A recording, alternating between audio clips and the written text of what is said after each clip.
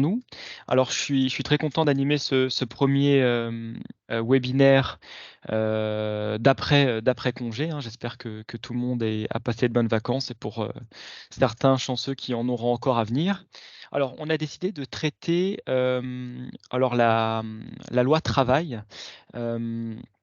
On a déjà eu l'occasion de la traiter un peu début d'année. On attendait des décrets pour confirmer certains points, donc c'est désormais chose faite. Donc on va pouvoir effectivement développer, certains sujets, notamment la présomption de démission, les changements sur la VAE, et cetera, et cetera, puisque le gouvernement a pris conscience qu'il y avait un certain problème au niveau du marché du travail, heu, notamment pour le recrutement dans certains secteurs d'activité, voire tous les secteurs d'activité. Alors, pour les sujets à voir, donc on verra l'impact sur le chômage, hein, de cette loi travail, la présomption de démission en cas d'abandon de poste, la réforme, de la validation, des acquis, les nouveautés concernant les élections professionnelles et quelques points de jurisprudence. Alors, concernant, les nouveautés concernant l'impact sur le chômage. Alors dans un premier temps, vous allez me dire: «Oui, mais quel est l'impact pour ma société?» Alors l'impact va être le suivant, c'est que vous allez malheureusement avoir des formalités supplémentaires dans les mois à venir, hein. Heu Vous allez devoir rendre compte effectivement des propositions de CDI que vous avez fait ou pas, suite au CDD. Alors les principaux changements sont sur les CDD et sur les salariés intérimaires. Alors ce qui se passe, c'est que la règle est la même pour les 2. C'est que si le salarié refuse 2 propositions CDI dans un espace-temps de 12 mois, il n'aura plus le droit au chômage suite au deuxième refus. Alors, les conditions ne sont pas les mêmes selon que ce soit en CDD ou en intérim. Alors le gouvernement a sans doute estimé qu'un salarié en intérimaire était dans une, situation de précarité plus importante que celle du CDD et donc malheureusement, ils sont moins bien lotis que le salarié qui va bénéficier d'un CDD. Alors, le salarié ne pourra pas refuser un salarié en CDD, hein, un CDI qui répond exactement aux mêmes conditions que le CDD qu'il vient d'avoir. C'est-à-dire même emploi, même poste, même lieu de travail, même rémunération. En tout cas, on n'entend pas rémunération inférieure. Il faut exactement que les conditions soient les mêmes. Si les conditions du CDI proposé ne sont pas les mêmes, son refus sera, légitime. Ensuite, pour le salarié intérimaire, pardon, par contre, les conditions sont beaucoup plus dures parce que lui, dans ce cas-là, ce qu'on peut retenir globalement, c'est que la simple proposition de CDI sera suffisante. Le texte dit, ne tient pas compte de la classification, pardon, ni la rémunération et fait simplement référence à un emploi similaire. Donc là, emploi similaire, ça peut être restrictif comme non. On peut estimer qu'une personne qui travaille derrière un poste informatique, ben, c'est similaire à un autre poste informatique, même si la mission n'est pas la même. Donc, on est un peu plus dur sur les contrats intérimaires, heu, mais en tout cas, pas de refus de CDI, sinon suppression, du chômage. L'employeur devra informer, Pôle emploi, de ses notifications de CDI. Donc comment ça va se passer? On attend encore un décret, d'application. Globalement, selon les premiers, échos qu'on a pu avoir, ça se passera via, l'attestation de salaire ou l'attestation d'emploi, peu importe, l'attestation d'emploi suite au solde de tout compte, où il y aura certainement une coche à remplir, hein, sur laquelle on va mentionner: «J'ai fait une proposition de CDI, oui, non» et ensuite il faudra justifier que le motif du CDI, en tout cas les missions étaient les mêmes.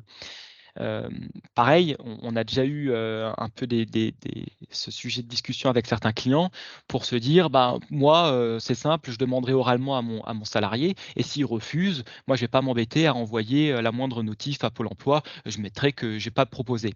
Sauf que, le gouvernement, met, depuis quelques mois en test, hein, le fameux bonus-malus au CDD, un peu sous le principe du pollueur-payeur, hein. C'est-à-dire que ceux qui utilisent beaucoup les CDD, ben, vont avoir une pénalité à l'utilisation des CDD et ceux qui jouent le jeu auront un bonus finalement, même s'ils continueront à payer, hein, nécessairement. Et donc on imagine que, ben, si vous, cochez que vous avez proposé des CDI, CDI, CDI, mais que les salariés ont refusé et que du coup vous utilisez des CDD, vous serez certainement moins pénalisés. Donc certainement que le gouvernement va inciter les employeurs à communiquer sur leurs propositions via un système de bonus-malus qui est déjà actuellement en place et en test, sur quelques conventions collectives et qui sera certainement étendu dans les mois à venir.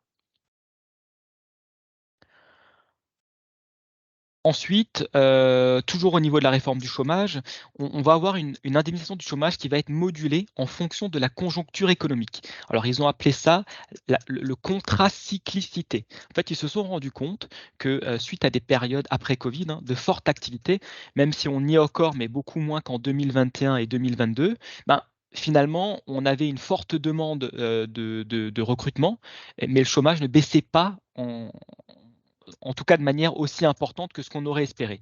Et donc le gouvernement est venu dire, ben, c'est simple, en période de récession, on est censé augmenter la dépense publique et donc aider un peu tout le monde à ce que la crise se fasse moins sentir. Par contre, en période de croissance, comme on a pu le vivre pendant les 2 années précédentes, ben, l'économie doit un peu, on va dire, l'aide publique doit baisser et donc le chômage va baisser de 25% au niveau de son indemnisation quand l'indice du chômage est inférieur à 9%. Donc, il y a un indice, hein, qui est calculé au niveau national, hein, et quand cet indice sera inférieur à, en tout cas au niveau de l'activité, selon qu'il soit supérieur ou inférieur à 9, le gouvernement pourra, baisser de 25 la durée d'indemnisation des chômeurs. Donc pour l'instant, a priori, on ne touche pas au montant, mais c'est à la durée.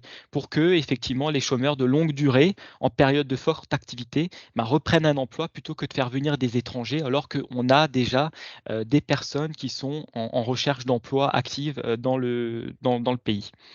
J'ai rappelé simplement à titre d'information la durée d'indemnisation, comme c'est une question qu'on a souvent. Donc vous avez 24 mois pour les moins de 53 ans, 30 mois entre 53 et 54 ans et 36 mois d'indemnisation du chômage au-delà de 55 ans. Voilà pour la modulation du chômage. Ensuite, sur la présomption de démission et l'abandon de poste. Alors là aussi, le texte est enfin paru début d'année, mais on attendait plusieurs décrets d'application, notamment sur les fameux délais à laisser aux salariés euh, pour répondre finalement à son abandon de poste. Alors, ce qu'il faut retenir, c'est que l'abandon de poste doit rester volontaire. C'est-à-dire que vous avez des cas où, le salarié pourra toujours encore, hein, contester son abandon de poste lorsqu'il a été contraint d'abandonner son poste parce qu'il a subi des pressions de son employeur et cetera et cetera. Donc on garde quand même, le caractère volontaire, hein, de cette présomption de démission. Il faut que ce soit volontaire et non pas subi. Donc comme je viens de le préciser, une démission, une présomption de démission sera, validée dès lors que le salarié n'aura pas répondu à un courrier de mise en demeure. Donc c'est très important de noter bien les termes de mise en demeure. Juridiquement, il faudra que votre courrier dans lequel vous demandez au salarié de justifier son absence ou de reprendre son poste mentionne bien, les mots «mise en demeure», plus le délai, que vous lui laissez, hein, auquel il devra répondre avant d'être considéré comme démissionnaire. Donc le décret donne minimum 15 jours calendaires, samedi, dimanche inclus, et au-delà de là, il sera considéré effectivement comme démissionnaire. Donc encore une fois, attention à cette présomption simple, hein, de démission qui pourra être contestée. Les 15 jours partiront à compter de la première présentation du courrier recommandé, hein. Donc si le salarié ne vient pas chercher son courrier, le facteur laisse généralement un avis de passage, hein. Donc c'est à partir de cette date-là que les 15 jours courront, et il est fixé à 15 jours. Voilà.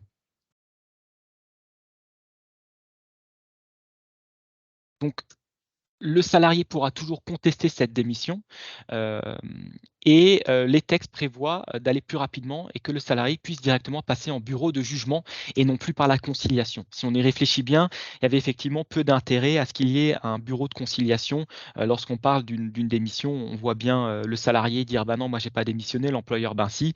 Donc autant passer cette étape-là et passer directement au bureau de conciliation. Les juges auront 1 mois pour répondre selon les textes. Heu, il est certain que les juges ne mettront jamais 1 mois pour répondre. Vu les retards actuels de la justice, faudra patienter plusieurs mois. On sera pas du tout sur le mois annoncé par les textes, hein. Donc présomption simple, hein, donc effectivement, comme je l'ai dit avant, le salarié pourra très bien redemander la requalification, par exemple en prise d'acte, hein, d'un licenciement finalement sans cause réelle et sérieuse, hein. Donc ce système existe déjà actuellement, hein. Le salarié sans démissionner peut ne plus prendre son poste et redemander la requalification auprès d'un juge en licenciement sans cause réelle et sérieuse. Et dans ce cas-là, ben, vous êtes condamné comme si vous l'aviez licencié sans motif et non pas par simple démission. Donc ici, encore une fois, si vous avez des doutes sur «l'abandon de poste» entre guillemets de votre salarié, avant de le requalifier automatiquement en démission, préférez plutôt lui envoyer un ou 2 courriers avant de relance, hein, avant de lui envoyer vraiment cette mise en demeure pour vraiment boucler correctement votre dossier et qu'on puisse pas vous reprocher d'avoir fait une démission trop hâtive. On a encore eu le cas récemment d'un client chez nous, hein, son salarié était allé, un salarié russe était retourné dans son pays et a été mis en prison et l'employeur ne le savait pas. Et donc on aurait pu rapidement dire, démission, bah non, parce qu'en fait dans ce cas-là, le salarié pourrait éventuellement redemander plus tard à réintégrer son poste parce qu'il avait éventuellement un motif légitime de ne pas être considéré comme démissionnaire, hein. Encore une fois, à condition que ça ne dure pas pendant plusieurs mois. Mais donc prudence et si vous n'avez pas de doute, hein, ben, vous envoyez le courrier de mise en demeure et le salarié sera considéré comme démissionnaire. Vous n'avez pas d'autre coût que celui-ci, contrairement à la procédure d'abandon de poste qu'on connaissait avant. La question qui nous avait été aussi posée, c'est est-ce que finalement on peut toujours licencier pour abandon de poste? Puisque a priori les 2 systèmes coexistaient. Donc le gouvernement dans un QR avait répondu: «Non, il est interdit de recourir désormais à l'abandon de poste et donc au licenciement pour abandon de poste». Sauf que, il y a eu un recours en excès de pouvoir contre ce QR, hein, qui a entre-temps été retiré, parce qu'en fait effectivement ce n'est pas un QR, du gouvernement de répondre à une question législative. Le texte sur la démission, la présomption de démission ne prévoyant pas l'exclusion du licenciement pour abandon de poste, ben, ce dernier est toujours possible actuellement. Alors, vous allez me dire quel est l'intérêt de l'un ou de l'autre. Moi, personnellement, si vous n'avez pas de doute et même si vous en avez, je vous conseille de passer par la présomption de démission parce qu'au final, les conséquences sont les mêmes. Vous avez bien mis un terme au contrat.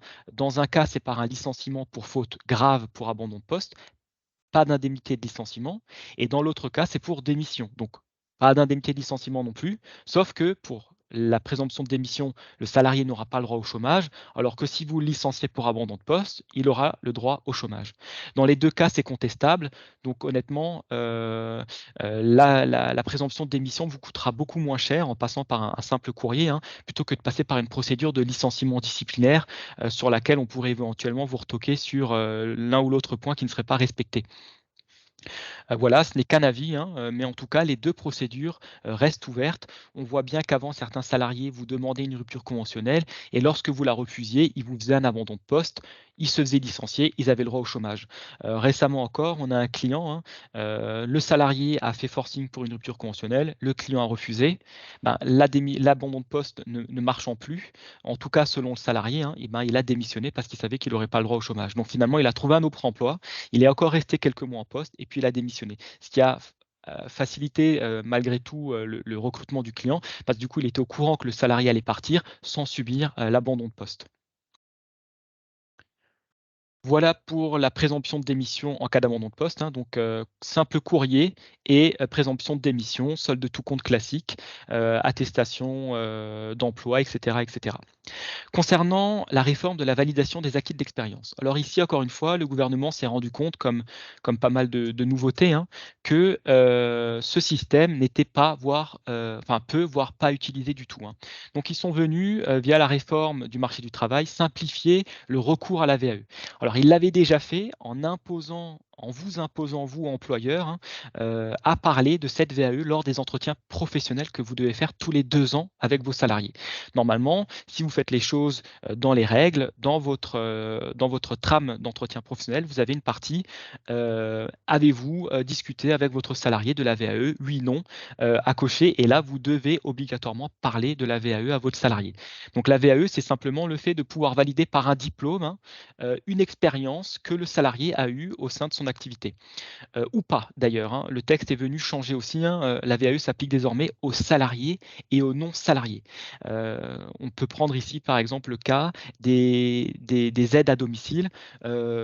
Vous gardez, vos grands-parents à domicile pour pas les mettre en maison de retraite par exemple, hein. Vous êtes un parent aidant et ben, vous pouvez demander, le bénéfice d'une VAE en tant que, sur l'expérience de proches aidants, d'aidants que vous avez fait auprès de d'une personne âgée et donc vous pouvez réutiliser ce diplôme dans le monde professionnel. Donc ouverture sur la VAE, Simplicité, du recours. Vous avez, sur le slide qui s'affiche, le site, le tout nouveau site de France Compétences où vous avez un listing, hein, du répertoire qui est consultable et donc, à l'issue, de la VAE, le salarié peut prétendre à un diplôme ou une qualification. Avant, l'absence était de 24 heures, elle est désormais de 48 heures pour faire valider, sa VAE. Le salarié doit toujours demander l'autorisation de l'employeur dans un délai de 60 jours. L'employeur peut décaler, mais maximum de 6 mois et ne peut jamais simplement refuser. C'est même plutôt un point positif pour vous, hein. Généralement, on se dit: «Mais pourquoi, moi je suis content que le salarié il est compétent chez moi, j'ai pas besoin qu'il ait le diplôme». Mais il faut aussi compter que, potentiellement, vous pouvez un jour vous séparer du salarié et on pourrait vous reprocher, ben, lors des entretiens professionnels ou même plus tard, hein, de ne pas avoir, qualifié votre salarié à retrouver un nouveau poste. Et donc si plus tard il est au chômage, on pourrait dire que c'est de votre faute parce que il a été chez vous pendant 20 ans et qu'au cours de ces 20 ans, vous ne lui avez pas permis de valider ses compétences avec un diplôme. Donc il est malgré tout important, d'utiliser la VAE, en tout cas d'en informer vos salariés et de le cocher dans les entretiens, professionnels. Autre nouveauté concernant, le recours à la VAE, c'est un service public dédié. Donc désormais vos salariés peuvent, appeler ce service public, hein, pour avoir des renseignements, comment faire, quel diplôme, être conseillé finalement pour la VAE. La VAE peut être utile pour votre entreprise, mais peut éventuellement aussi, ben, servir à acquérir d'autres compétences, hein. Par exemple, de l'anglais, votre salarié parle couramment anglais dans votre entreprise, bah, il peut faire valider un diplôme en anglais, qui pourrait éventuellement lui servir même ailleurs. Hem, Autre nouveauté, c'est, le système inversé de la VAE. C'est-à-dire que normalement votre salarié travaille, puis valide une compétence et désormais, il pourra valider une compétence avant de travailler via, par exemple, un contrat de professionnalisation, dans les métiers, où il est difficile de recruter, les métiers de tension, restauration, bâtiment, heu, aide à la personne, sanitaire, social. On peut par exemple imaginer un salarié qui ferait un cursus, en contrat de professionnalisation sur un métier d'infirmière et ben, il pourrait valider des compétences en aide-soignante avant et comme ça, s'il ne va pas au bout de son diplôme, il peut malgré tout exercer une autre activité, d'un niveau inférieur à celui qu'il visait, au départ. Autre allègement, sur la VAE, donc accès facilité, compte rendu des jurys, plus rapide, hein et le salarié n'a plus besoin d'avoir une année d'activité pour demander le recours à une VAE, hein. Il peut arriver chez vous et tout de suite demander, de passer par la VAE. Ensuite, quelques nouveautés concernant les élections professionnelles. Alors, pour les élections professionnelles, j'ai pris l'exemple de l'arrêt Carrefour. Normalement, une personne qui représente l'employeur avant, hein, ne pouvait pas être éligible et ne pouvait pas non plus voter à votre CSE. Donc si vous avez un CSE, en principe, vous, employeur, ou par exemple votre DRH qui aurait une délégation de pouvoir, ne pouvez pas se présenter et ne pouvez pas non plus voter aux élections du CSE. Il se trouve que Carrefour, qui est multisite, avait 80 directeurs avec un pouvoir de direction. Et donc, ils ont saisi le Conseil constitutionnel en recours contre cette décision en disant: «Bah, nous, on est quand même 80 directeurs, c'est pas normal que, nous ne puissions pas voter pour quelqu'un qui nous représente, au sein de notre institution». Donc OK pour ne pas, être éligible, mais on a bien le droit, de voter. Donc Conseil constitutionnel a validé cette demande, le code du travail a été modifié et désormais, un salarié qui dispose d'une délégation écrite d'autorité, et qui serait assimilé au chef d'entreprise, hein, ou qui le représente, peut désormais voter sans être éligible. Voilà, donc j'ai mis quelques exemples, hein. Vous avez, le chef du personnel qui a une délégation de pouvoir et cetera et cetera. Donc là, c'est un petit changement, hein, donc vous faites rentrer finalement de nouveaux personnes pouvant voter, au sein des élections du CSE. J'ai cité 3 arrêts assez intéressants et assez récents, hein. Vous avez un arrêt du 28 juin 2023, notamment sur les PV de carence, hein, parce que je sais que souvent on doit faire les élections, on ne les fait pas forcément. En fait, vous avez dans ce cas-là un salarié qui a, fait un contentieux à son employeur, qui n'avait pas organisé les élections et qui n'avait pas fait de PV de carence non plus, en, justifiant, en demandant, le dédommagement. L'employeur l'employeur avait répondu: «Ben, moi je veux bien, mais prouvez, quel est votre préjudice du fait que, vous n'ayez pas eu les élections, ni de PV de carence». Parce qu'un PV de carence finalement, s'il y avait eu un PV de carence, la personne ne pouvait tout de même pas se faire accompagner par un membre de l'entreprise. Et donc les juges ont répondu: «Ben, le simple fait de ne pas avoir de PV de carence, ça crée par son simple fait un préjudice au salarié et donc l'employeur a été contraint d'indemniser le salarié par l'absence, du PV de carence». Donc attention, si vous devez faire des élections, parfois il est préférable peut-être d'en parler avec un salarié que vous appréciez ou qui est compétent, pour ce type de fonction, pour l'inciter à se présenter, afin que vous ayez quelqu'un ou simplement faites au moins le PV de carence, pour être certain d'être dans les règles, notamment en cas de licenciement ou en cas, de mise en place d'un accord, puisque je vous rappelle que pour de nombreux accords ou de DUE, hein, vous devez avoir, des représentants du personnel ou au moins un PV de carence. Le deuxième arrêt du 21 juin 2023 concernait les usages. Alors souvent, vous avez un peu aussi des questions. Est-ce que, je verse une prime à mes salariés? Est-ce que ça devient un usage? Est-ce que je dois le mettre dans le contrat de travail? Alors ici, l'arrêt en question concernait un salarié qui avait reçu un avantage propre à lui-même, donc qui était nommément désigné et il se trouve également que ce salarié était le seul dans sa catégorie professionnelle et en fait, les autres salariés ont demandé à ce que ce soit reconnu comme usage et donc que le bénéfice de cet avantage, soit, accordé à tous les autres salariés de l'entreprise. Et ici, la cour vient rappeler que l'avantage, qui profite à un salarié nommément désigné n'est pas source d'un usage et de même, l'avantage qui profiterait à une catégorie du personnel est un usage. Donc ici, vous avez un avantage pour une catégorie. Vous pouvez décider que seule une catégorie X aura cet avantage, hein. Généralement, les commerciaux ont bien le droit à des véhicules de fonction, hein. C'est pas pour autant que vous devez les octroyer à toute la société. Et encore une fois, il faut bien que ce soit à tout le monde et pas nommément désigné. Donc vous avez parfaitement le droit d'accorder, une prime à monsieur X, hein, du moment que c'était bien précisé dans son contrat que ça lui accordait à lui et uniquement à lui et que ça ne devient pas, un avantage pour plusieurs salariés. À partir de là, il y a discrimination et vous devez normalement octroyer le même avantage à tout le monde. Le dernier arrêt, d'avril 2023, il s'agissait ici d'un entretien professionnel d'un entretien pardon, disciplinaire, hein, qui avait été enregistré par un délégué qui accompagnait un salarié. Donc le délégué syndical avait enregistré à l'insu de l'employeur, hein, les éléments de l'entretien et l'employeur, hein, avait, demandé finalement la condamnation du délégué qui avait enregistré à son insu, les éléments. En fait, il s'agissait en question pas d'éléments qui concernaient le salarié, qui faisait l'objet de la procédure disciplinaire, mais plutôt d'éléments privés qui concernaient l'employeur. Donc ça n'avait rien à voir avec la procédure disciplinaire, mais le délégué syndical avait évoqué et avait enregistré ces éléments-là lors de la procédure. Et en fait, les juges ont dit: «Ben non, c'était parfaitement légal, en tout cas, il n'est pas condamné, pour l'avoir fait».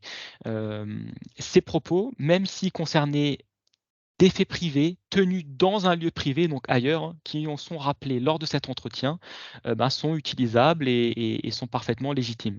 Donc encore une fois, attention, lors de vos entretiens.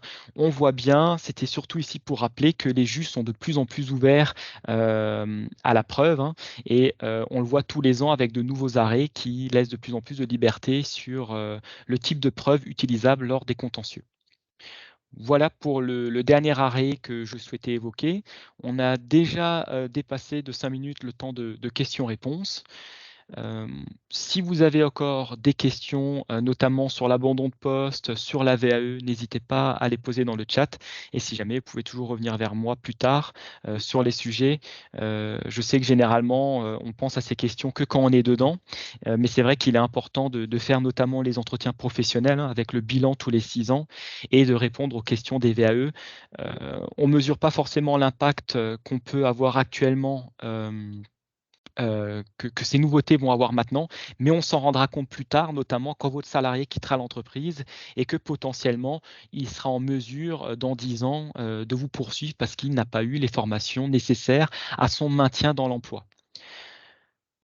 Notamment, vous pouvez très bien aussi avoir un salarié qui pourrait un moment, être en invalidité, hein, sur un poste et donc à un moment quand vous allez le reclasser, bah, vous allez pas pouvoir le reclasser sur tel ou tel poste et là le salarié pourrait très bien, vous dire: «Ben, si j'avais été formé, pendant ma carrière chez vous, j'aurais pu, prendre un autre poste en interne et donc vous auriez pas été obligé de me licencier».